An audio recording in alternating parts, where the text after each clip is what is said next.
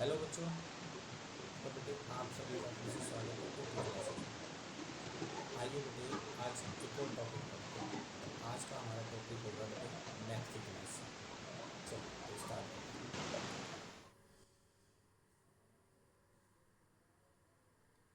हाँ, तो आज का टॉपिक बड़ा जाना माना टॉपिक है बेटे।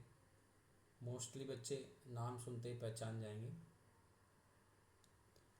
हाँ हाँ, तो बेटे आज हम पढ़ने वाले हैं थ्योरम 6.1। बिल्कुल सही, बहुत से बच्चों को बेटे इसका नाम पता होगा। इसका नाम है बीपीटी थ्योरम, या कभी कभार इसको थेल्स थ्योरम भी कहा जाता है। तो बेटा किसी भी नाम से एग्जाम में आए, हमारा तो मोटिव एक ही है कि सर नंबर मिलने चाहिए।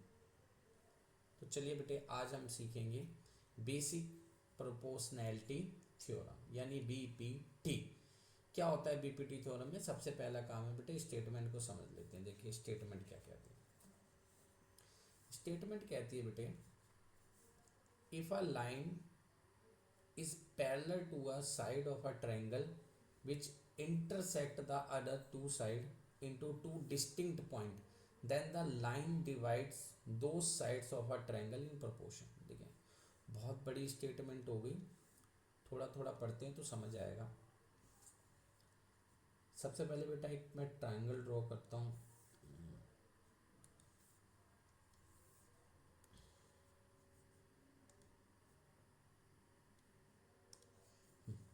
तो पहले मैं एक ट्राइंगल ड्रॉ कर लेता हूँ बेटे। ये थोड़ा सा सही नहीं बन रहा, चलो लास्ट टाइम एक थोड़ा सा आराम से बना लें। तो ये हो गया हमारे पास एक ट्रायंगल, बिल्कुल डन। ठीक है बेटा, क्या बोला है? If a line is parallel to the side of triangle, तो इसका नाम दे देता हूँ बेटे मैं ए बी सी। ठीक है। अच्छा, तो हमें एक लाइन ड्रॉ करनी है जो किसी एक साइड के पैरेलल हो। तो कंसीडर कर लेते हैं ये बी सी है और मैं बी सी के पैरेलल एक लाइन ड्रॉ कर रहा हूँ और इसका नाम आप देख सकते हैं, रख लेते हैं डी और ई। क्लियर है? बिल्कुल ठीक है। तो a line parallel to side of a triangle जो कि हो गई D E, which intersect the other two side A B को और ए सी को दो अलग पॉइंट पे कट करती है, इसको डी पे इसको ई पे।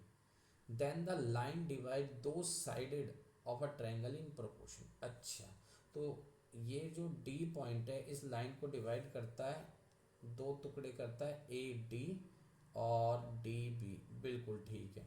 सेम सिचुएशन यहाँ पे, ये भी डिवाइड करता है ए ई और ई सी। बात तो बिल्कुल ठीक है, ए ई और ई सी।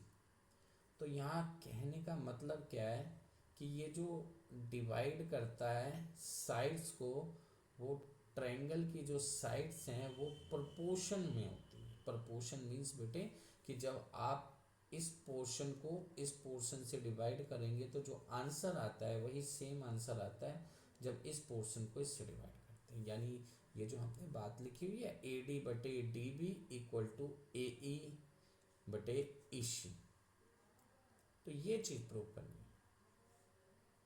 क्लियर है बेटे?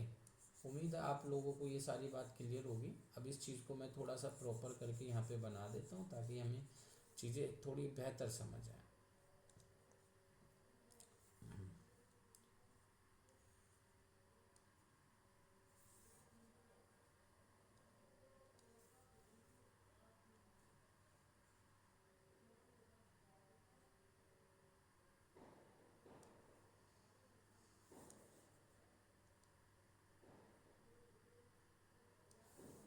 तो यहाँ एक मैंने ट्रायंगल ड्रॉ किया बेटे, थोड़ा साफ सुथरा सा, ताकि आपको चीज़ें थोड़ी बेहतर दिखाई दें।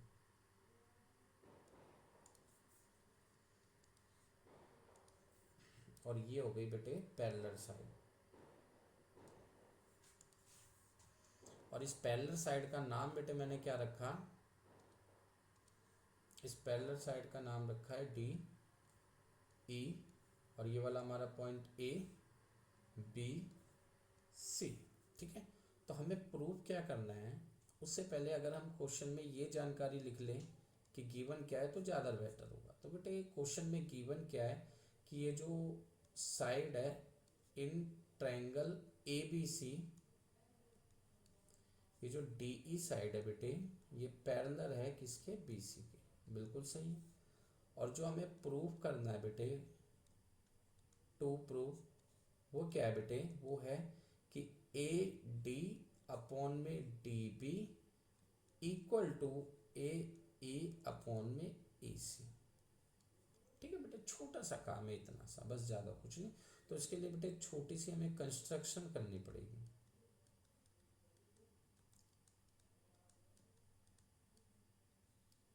कुछ लोग कहते हैं कि सर कंस्ट्रक्शन कब लिखते हैं कब नहीं लिखते, हमें पता नहीं लगता। तो बिल्कुल सिंपल सा काम है, डायग्राम में जो चीज़ गिवन नहीं है हम खुद ड्रॉ करते हैं, उसी को बेटे कंस्ट्रक्शन बोलते हैं। ठीक है, तो कंस्ट्रक्शन में मैं क्या करूँगा बेटे, ये जो आप ई देख रहे हैं यहाँ से मैं एक परपेंडिकुलर ड्रॉ करने वाला हूँ सामने वाली साइड, किस पे, ए डी पे, ये। ठीक है बेटे, और इसका नाम रख देता हूँ ई एन 90 डिग्री। तो हम लिखेंगे draw a perpendicular E N to side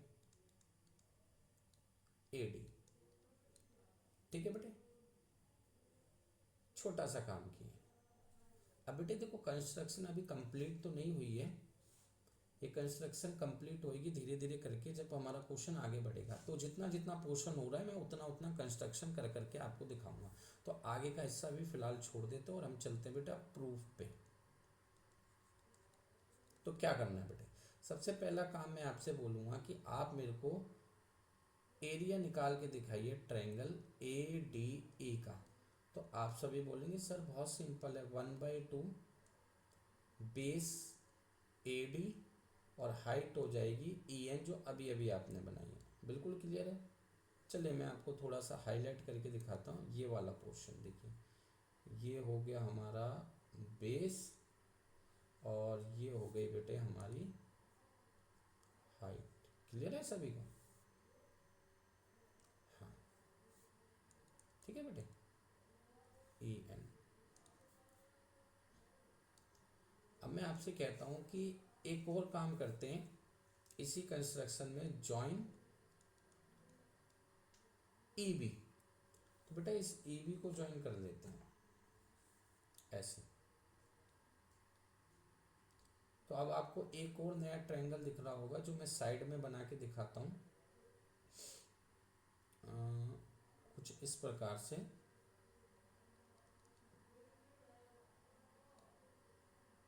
ये वाला ट्रायंगल डी और बी और ई, क्योंकि बेटे आप सभी देख पा रहे हैं ये जो ट्रायंगल है ना ये ऑब्ट्यूस एंगल ट्रायंगल है। तो ऑब्ट्यूस एंगल ट्रायंगल की खासियत क्या होती है, इसका परपेंडिकुलर ट्रायंगल के बाहर होता है ऐसे करके, यानी इस ट्रायंगल का भी परपेंडिकुलर क्या होगा बेटे, ई एन होगा। बहुत बच्चों को ना ये बात थोड़ी सी डाउटफुल लगती है, कंफ्यूजिंग लगती है। तो इस बात को बेटा मैं थोड़ा सा क्लियर करता हूँ साइड में, एक बार चीज़ों को समझा देता हूँ। देखो फिर मैं आगे बढ़ूंगा, चीज़ें क्लियर होनी चाहिए।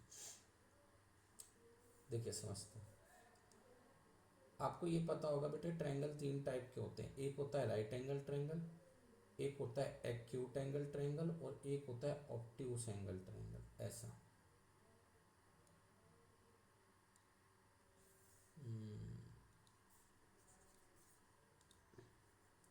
एक होता है बेटे ऐसे ऑब्ट्यूस एंगल ट्रायंगल। ठीक है, तो बेटा जो एक्यूट एंगल ट्रायंगल होता है इसमें जो परपेंडिकुलर होता है वो ट्रायंगल के अंदर होता है, इनसाइड। ठीक है, और राइट एंगल ट्रायंगल में ये जो साइड होती है यही परपेंडिकुलर होता है, यानी एज पे बोल सकते हो। ठीक है, और ऑब्ट्यूस एंगल ट्रायंगल में जो परपेंडिकुलर होता है वो ट्रायंगल के बाहर होता है, क्योंकि ट्रायंगल ऐसे है ना बेटा थोड़ा सा टेढ़ा है। तो अगर आप इस बेस को आगे बढ़ा देंगे तो ये जो मिलेगा ना ये परपेंडिकुलर होगा। ठीक है, इसको थोड़ा सा,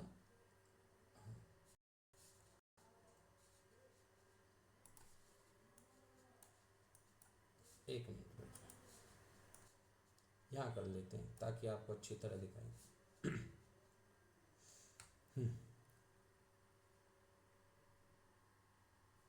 ओके, अब दिख रहा है बेटे? हाँ ठीक है। तो मैं ये बता रहा था बेटे कि ये जो ऑब्ट्यूस एंगल ट्रायंगल होता है इसमें परपेंडिकुलर बाहर वाला होता है। तो अगर आप गौर से देखें तो जो अभी अभी हमने पढ़ा है इसमें भी बेटे कुछ ऐसा ही है। देखो एक साइड ऐसे जा रही है, ठीक है, और एक साइड ऐसे जा रही है, और एक साइड फाइनली ऐसे जा रही है।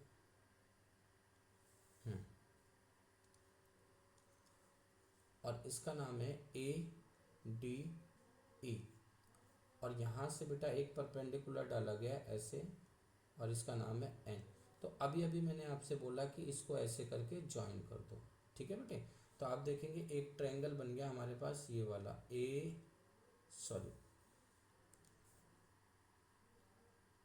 ये वाला ट्रायंगल दिख रहा है बेटा? हाँ। तो इस ट्रायंगल का नाम क्या है मैं आपसे पूछता हूँ, तो आप बोलेंगे सर इस ट्रायंगल का नाम है DB और DBE।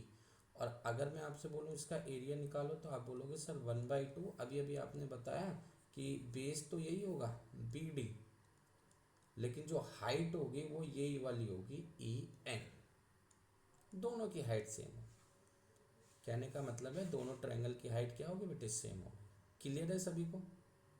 हाँ बेटे, मैंने एक बार क्या करा, ऊपर वाला ट्रायंगल लिया, फिर बता रहा हूँ ADE ये वाला लिया, ये हो गया परपेंडिकुलर और ये हो गया बेस। ये आंसर आपके सामने यहाँ पे, इसका नाम दे लिए क्वेश्चन 1, ठीक है बेटे। उसके बाद बोला मैंने इसी के नीचे वाला ट्रायंगल ले लो, ये वाला, इसका नाम हो गया DBE। तो इसका परपेंडिकुलर यही वाला होगा, दोनों का सेम होगा। तो इसका एरिया निकाल दिया, इक्वेशन 2। अब मैं आपसे बोलता हूँ कि बाई इक्वेशन 1 एंड 2 इन दोनों से हमें पता लग जाएगा एरिया ADE और एरिया DBE का रेशियो क्या होगा बेटे, ठीक है। तो दोनों को डिवाइड कर दो, 1/2 AD और EN अपॉन में 1/2 BD और EN। तो बेटा EN से EN कैंसिल हो जाएगा, 1/2 से 1/2 कैंसिल हो जाएगा। तो फाइनल आंसर आएगा हमारा AD अपॉन में BD। तो मैं अब आपसे कह सकता हूँ कि एरिया ADE अपॉन में एरिया DBE दोनों का रेशियो आपके पास है, ठीक है बेटे? हाँ बिल्कुल सही। इसका नाम दे दो इक्वेशन नंबर 3। अब बेटे ये जो सारा का सारा काम हमने अभी अभी किया है, ये हमने किया है देखो ट्रायंगल के लेफ्ट हैंड साइड से। तो यही काम हमें करना है राइट हैंड साइड से। और राइट हैंड साइड से करने के लिए बेटा इस बार हम क्या करेंगे, दोबारा से कंस्ट्रक्शन करेंगे और परपेंडिकुलर ड्रॉ करेंगे यहाँ से, ठीक है। समझते हैं।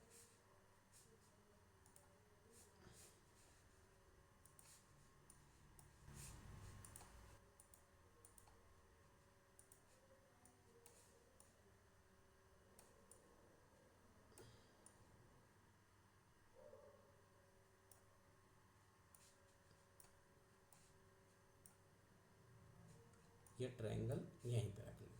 चलिए आगे बढ़ते हैं। तो इस बार बेटा जो मैं परपेंडिकुलर ड्रॉ कर रहा हूँ देखो, वो मैं कर रहा हूँ यहाँ से ऐसे, और नाम रख दूंगा DM, ठीक है। तो कंस्ट्रक्शन पूरी हो जाएगी जब हम लिखेंगे draw perpendicular DM to side, कौन सी साइड बेटे? AE, बिल्कुल सही। बस उसके बाद बेटा वही काम, अब हम एरिया निकालेंगे ADE का। तो इस बार 1/2, तो बेस क्या हो जाएगा सर? बेस हो जाएगा AE, बिल्कुल ठीक है। और परपेंडिकुलर हो जाएगा DM, बिल्कुल सही। ये हो गया बेटे इक्वेशन नंबर आपका 5, sorry equation number last time हमने 3 दिया था, तो इस बार हम दे देते हैं इक्वेशन नंबर 4। अब सिमिलरली बेटा क्या करेंगे, कंस्ट्रक्शन को आगे बढ़ाएंगे और बोलेंगे join C D, C D को ज्वाइन करना है इसे। तो आप देखेंगे एक ट्रायंगल नीचे बन जाएगा, ट्रायंगल का नाम क्या हो जाएगा, ट्रायंगल का नाम हो जाएगा ये हो जाएगा बेटे ई डी और सी। तो ई सी डी लिख दो या ई डी सी लिख दो, कुछ भी लिख सकते हैं, ई सी डी लिख लेते हैं। तो इसका एरिया आपसे कोई पूछेगा तो आप बोलेंगे सर 1/2 बेस तो यही होगा ई सी, लेकिन इसका भी परपेंडिकुलर वही होगा बेटे, बाहर वाला डी एम, डी एम, बिल्कुल ठीक। ये हो गई क्वेश्चन नंबर 5। तो अगर हम इक्वेशन नंबर 5 और 4 को देखें तो बाई इक्वेशन 4 एंड 5 तो हमें रेशियो मिलेगा एरिया ए डी ई का upon area E C D का बेटे। तो दोनों को डिवाइड करके देखो 1/2 ए ई और डी एम अपॉन में 1/2 ई सी और डी एम। तो बेटे डी एम से डी एम कैंसिल हो जाएगा, 1/2 से 1/2। तो ए ई अपॉन में E C equal to area A D E upon में एरिया ई सी डी। ठीक है, तो अब हमें फाइनली 2 आंसर मिल चुके हैं। ठीक है बेटे, इसका नाम दे देते हैं हम इक्वेशन नंबर 6।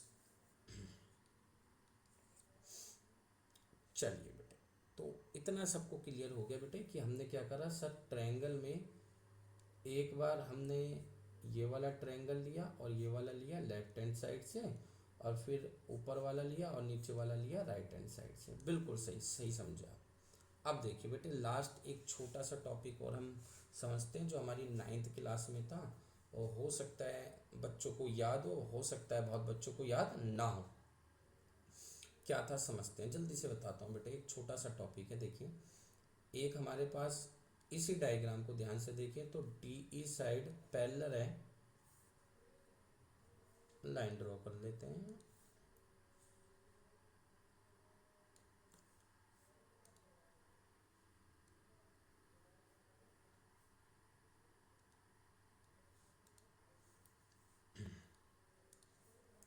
तो एक साइड है डी ई और एक साइड है बी सी, और दोनों पैरेलल है, क्वेश्चन में गिवन है, बिल्कुल ठीक है। अब जैसे ही मैंने प्रूव करने के लिए लेफ्ट हैंड साइड ली थी, आपको पता है यहाँ एक ट्रायंगल बना था, ट्रायंगल बना था, नाम था डी बी ई। याद है बेटे मैंने ज्वाइन करके बनाया था, हाँ इसको ज्वाइन करा था। चलो मैं ऐसे करके दिखा देता हूँ, मैंने इसे ऐसे ज्वाइन करा था पहले पोर्शन में, ये आपको दिख रहा होगा यहाँ पे, है ना। उसके बाद एक और ट्रायंगल बनाया, जब इसको ज्वाइन करा हमने किसको, डी सी को, ऐसे करके, बिल्कुल सही है ना। तो 2 ट्रायंगल बनाए थे। पहला ट्रायंगल क्या था, एक बार हम देखते हैं, हमने उसका नाम क्या रखा था,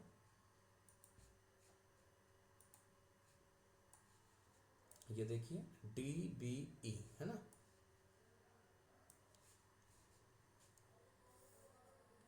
तो इधर का नाम क्या था, डी बी ए, बिल्कुल सही है। और अभी अभी जो हमने यहाँ से ट्रायंगल बनाया उसका नाम क्या था, ये देखो बेटे, इसका नाम था ई सी डी, बिल्कुल ठीक है। अब सर ये सारी बात तो ठीक है, लेकिन आपने दोनों के बीच में बराबर क्यों लगा दिए। तो ये बेटे हमारी 9th क्लास का एक कॉन्सेप्ट है, थोड़ा सा मैं बताना चाहूँगा कि कभी भी 2 पैरेलल साइड के बीच में ट्रायंगल बनते हो जो दोनों के दोनों सेम बेस से बन रहे हो, तो बेटे दोनों ट्रायंगल का एरिया इक्वल होता है। समझो बात, बिल्कुल सिंपल सी बात है। दोबारा बता देता हूँ मैं, घबरा क्यों रहे हो, फिर बता देता हूँ। कॉन्सेप्ट ये है कि 2 पैरेलल साइड हैं और सेम बेस से 2 ट्रायंगल बन रहे हैं, इन पैरेलल साइड के बीच में कहीं भी बने, 2 बनने चाहिए, तो इन दोनों का एरिया आपस में इक्वल होता है। और बेटे यहाँ पे यही चीज़ हो रही है, तो आप ध्यान से देखें तो डी ई से 2 ट्रायंगल बने, एक बार डी बी ई और एक बार बना बेटे ई सी डी, और दोनों का एरिया क्या होगा, इक्वल होगा। ये है हमारी क्वेश्चन नंबर 7। कौन सी क्वेश्चन, 7, बिल्कुल ठीक। अब मैं आपसे बोलूँगा कि अभी तक बेटे हमने जितनी इक्वेशन बनाई थी ना, उसमें 3 इक्वेशन है जो काम की है, उनको तीनों को कंबाइन करते हैं और देखते हैं हमें क्या प्राप्त होता है। देखिए ध्यान से देखिएगा, अगर मैं आपसे बोलूँ equation 3 and equation 6 and equation 7, इन तीनों को ध्यान से देखो तो आपको नजर आएगा कि सर इक्वेशन 3 में क्या लिखा है। देखो एरिया ए डी ई दिखा सभी को ऊपर, हाँ सर। नीचे क्या लिखा है, डी बी ई दिखा सभी को, हाँ सर। इधर देखो ऊपर क्या लिखा है सर, इधर भी वही लिखा है ए डी ई, और नीचे क्या लिखा है E D E C D, ये लिखा है। अब एक बार गौर से देखना, जो नीचे लिखा है डी बी ई और ई सी डी, क्या ये दोनों बराबर है, जरा ध्यान से देखो। इक्वेशन 7 को देखो, हाँ सर अभी अभी आपने बोला ये दोनों नीचे वाले बराबर है, और ऊपर देखो दोनों के क्या है ए डी ई। तो अगर आप ध्यान से देखिए तो आपको समझ आएगा कि सर जो ऊपर लिखा है वही दोनों में नीचे भी लिखा है, क्योंकि नीचे वाले भी तो सेम है, अभी आपने बताया। हाँ, तो इससे ये क्लियर होता है बेटे कि इक्वेशन नंबर 3 और इक्वेशन नंबर 6 दोनों हुबहू दोनों सेम है बेटे।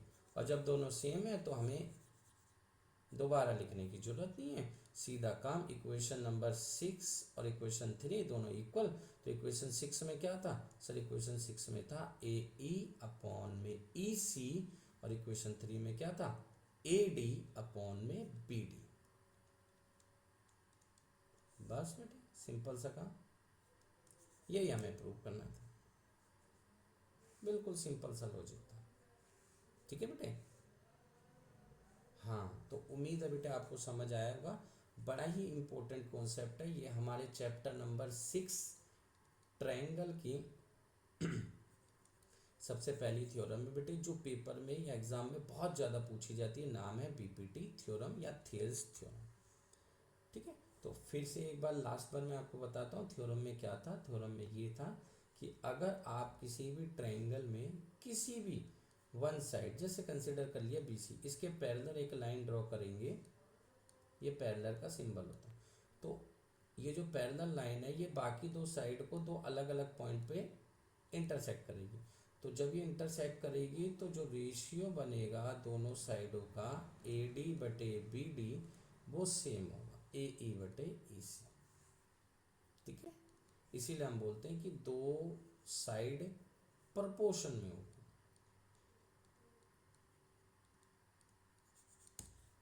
ठीक है बेटे, तो ये थी बीपीटी थ्योरम। उम्मीद है बेटे आपको ये सारी चीज़ क्लियर होगी। तो मिलते हैं बेटे नेक्स्ट क्लास में नए टॉपिक के साथ। ओके बेटा, बाय बाय।